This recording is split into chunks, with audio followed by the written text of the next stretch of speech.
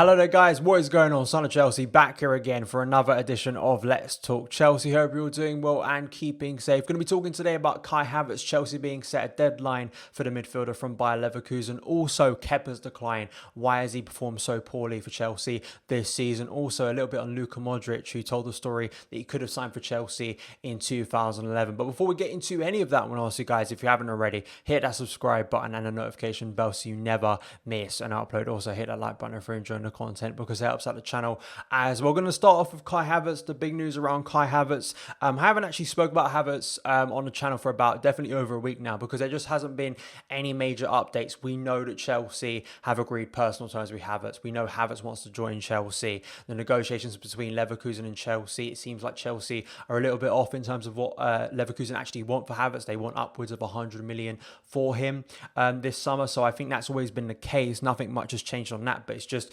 getting some more info recently last night about how the negotiations are going, how close to a deal we actually are for Kai Havertz to become a Chelsea player this summer. So we've got a few here from Build reporting that Chelsea have got a deadline to agree a fee with Leverkusen. The 28th of August, Leverkusen start training again. Chelsea have been told to sort it out before that date. Kai Havertz wants to leave. Chelsea are in pole position. The rest is about money. And then from the ever reliable Fabrizio Romano, it's not here we go yet, but we do have some more info on Havertz. Firstly, here from The Guardian, Jacob Steinberg and Fabrizio Romano, Chelsea are attempting to convince Bayer Leverkusen to lower the asking price for Kai Havertz as they look to complete a deal to sign the German forward. While Havertz is determined to join Frank Lampard's side this summer, Chelsea's latest offer of 65 million euros, 58.6 million pounds, plus 15 million euros in add-ons falls below Leverkusen's valuation. The Bundesliga side are determined to hold out for 100 million euros for the highly rated 21-year-old. And as you can see, Fabrizio Romano backing that up by these tweets here, talking about there's a distance of 20 million euros between Chelsea's first bid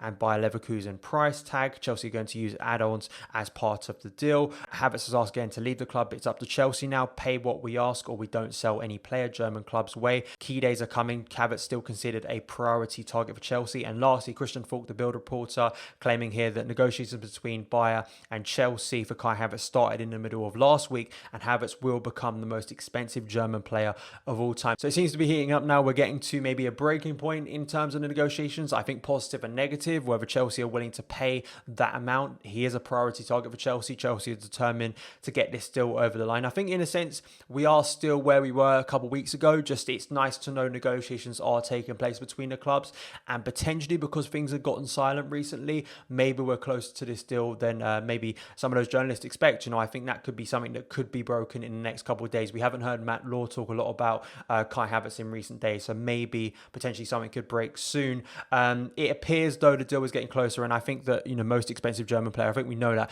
For me, it's about him being the most expensive Chelsea player of all time. I've always stated that I think that this will be the biggest deal, especially in terms of fee in Chelsea's history. I don't think that's going to change.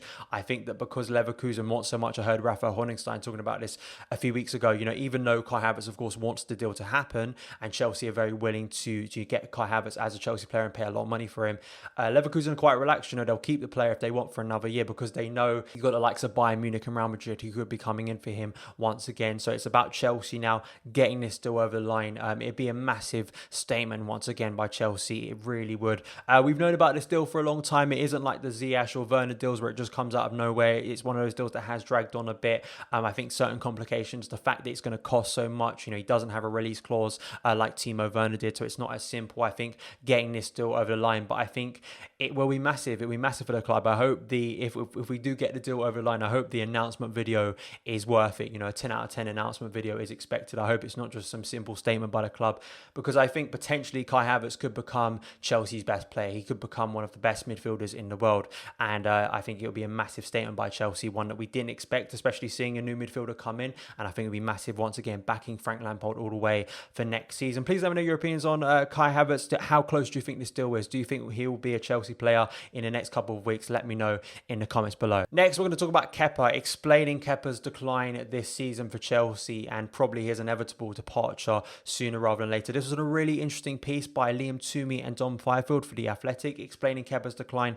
technical flaws, poor coaching and eroding trust. I definitely suggest you go and read this piece. I'm going to take little bits out of it in terms of some of the stats. But as we can see here, Kepa Arrizabalaga will return to England from his postseason holiday this week under a cloud of uncertainty by dropping him for Chelsea's potentially decisive match against Wolves on the final day of the Premier League season, and then and also sticking with the 38-year-old Willy Caballero for the FA Cup final 6 days later, head coach Frank Lampard made his position abundantly clear. He wants a new goalkeeper in this window. And then they go into some of the stats around Kepa this season compared to other Premier League goalkeepers, and they really are brutal looking back at his season, how poor it's been. So firstly, Kepa was the worst goalkeeper in the Premier League by a distance in 1920, according to Opta's advanced metrics. His overall save percentage of 53.47%, bottom of the Premier League among goalkeepers with at least 1,000 minutes to their name, and almost 10% lower than the next worst, Aston Villa's January loanee Pepe Reina. According to the most advanced publicly available goalkeeping metric we have, Kepa conceded 12 goals more than the average goalkeeper would have conceded, and a full 6 goals more than Aston Villa's Tom Heaton, who the raw numbers would suggest was the second worst performing shot stopper in the Premier League last season. They also reference, of course, Chelsea's poor defence in front of Kepa and how that's contributed to his downfall this year. Just looking at some of these stats, and this is something I've pointed out on the channel before, the amount of clear-cut chances Chelsea give away in a game is quite ridiculous, and it's not always on Kepa. As you can see here, 10% of the total shots Chelsea gave up last season were from inside their 6-yard box. Only Crystal Palace, Newcastle and Sheffield United, 11%, allowed a higher proportion. The numbers indicate that Kepa is regularly letting in shots that he should be keeping out, but it's also clear that he's too often being left exposed by those in front of him. They also go into some examples, not commanding his area, some of the height issues. They pick out one clear example, the Liverpool away game when that ball came across the box and the whole team was shouting at Kepa to move. He didn't, and Van Dijk missed basically an open goal at that point. Sort of summing up sort of the trust issues, I think was another interesting thing they talked about 18-19 under Sarri, where I think he had a mostly positive season. I mean, the numbers weren't amazing for Kepa, but I definitely think the way he recovered after the Sarri incident at Wembley saved some big penalties for us. You know, the Spurs penalty shootout that got us to Wembley in the League Cup final, also the Frankfurt penalty shootout as well, and I think he made some big saves to help us get Champions League football. So, and of course displacing David De Gea in goal for Spain, but of course De Gea's had his own struggles at Man United, but I think you could have never seen this coming, how poor it was going to be. His decline, the lack of trust now in Kepa, even still being a young goalkeeper, and the length of the contract Chelsea gave him in 2018, I just think is past the point of no return. I think the biggest difficulty for Chelsea is getting him out of the club, obviously in a loan at first, and then potentially a permanent deal maybe next year, but then who is going to pay that money? I mean, Chelsea are definitely going to make a loss from Kepa, and also it's about that replacement. I've spoke about that replacement on the channel before in previous videos, potential targets Chelsea could bring in,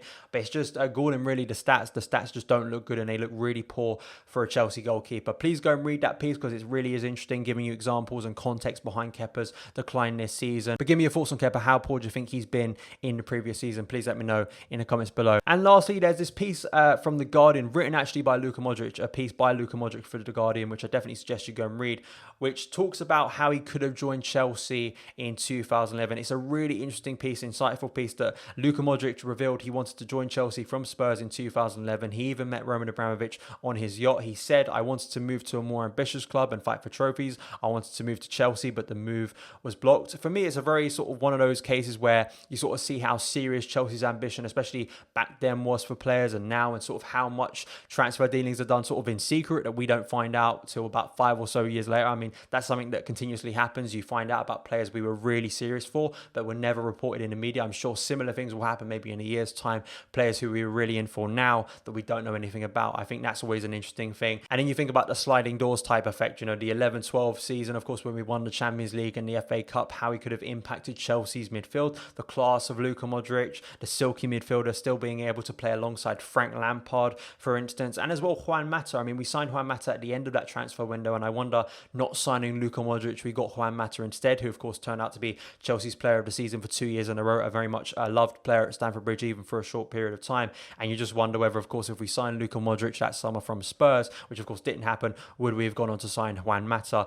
And then of course going to see Modric, how he developed in his career, went to of course Real Madrid instead, had an amazing career there, won several Champions League titles, and was a really admired midfielder. It's a bit of a shame, to be honest, but I just think it's one of those cases where, you know, Chelsea, there's so many players. I think Steven Gerrard probably falls into the same category. You could probably go an alternative timeline. If Steven Gerrard would have joined Chelsea in 2005, him and Frank Lampard playing together, Robinho being really close to signing for Chelsea, but then opting to go to to Manchester City instead. There are countless examples, I think, of players that nearly signed for Chelsea, and Luka Modric is one of those. And I definitely suggest, as I say, go and read this piece. It's written by him in his own words, how he experienced this, how the move was blocked, how he really wanted to move to Chelsea, and why it didn't happen. So I thought that was an interesting story. How do you think Modric would have done if he would have become a Chelsea player in 2011, playing alongside Frank Lampard and others? Please let me know in the comments below, because it is an interesting piece for sure. But that is it for this edition of Let's Talk Chelsea. Thank you guys so much for taking the time to watch it. If you did enjoy it, hit that subscribe button and the notification bell so you never miss an upload. Follow me on Twitter at HUDSON-ODOI. Have a great day, and I'll see you again.